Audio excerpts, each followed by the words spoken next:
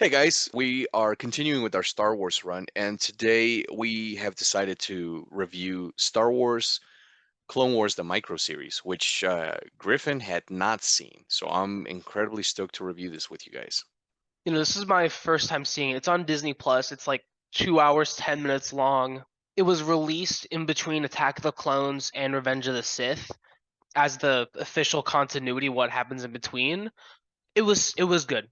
It's not great, but I still think it was really good. It set up a lot of things and it connected a lot of dots between episode 2 and episode 3 that I don't think many of us have seen before.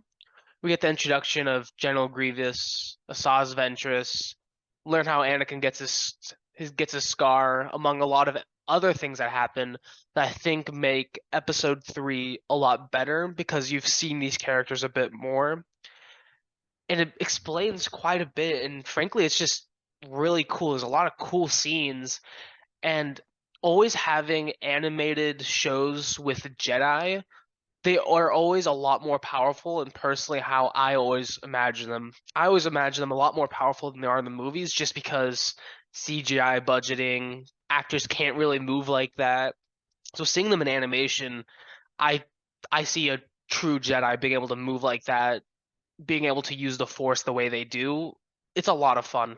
Yeah, I love this show. I got to see it in a different way than Griffin did. He just watched it. I saw this right when it came out, and it was in Cartoon Network, I remember, and it was like an episode per week, which sucked because there are only like 4-minute episodes. So I had to wait, and then when they all came out, then they came out on Blu-ray and DVD, and I bought it immediately. So I love this series because it breaches the gap for me between episode 2 and episode 3. And at the time, you have to understand, we didn't know that we were going to get Clone Wars the movie, let alone Clone Wars the CGI show. So this was it for us. And like Griff said, it does breach a lot of the gaps. It Anakin goes from Padawan to Jedi Knight here. You actually, if you haven't seen it, it's a fantastic scene. One of my favorite in the series. You get to see Anakin get knighted, and it's an amazing scene. That's all I'll say. You get to see the origin of his scar because a lot of people are like, "Well, he has a scar in Episode 3. Where'd he get that from?" Here you get to see that. You get to see the introduction of Ventress, as Griff said.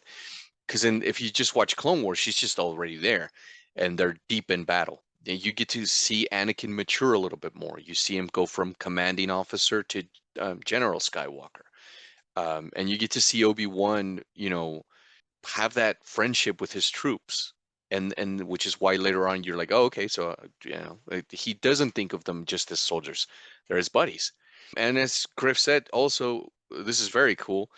You get to see the Jedi do things that you don't see them do in the movie for budget and time restraints. Here, you really feel them using the Force, and that's awesome to always see.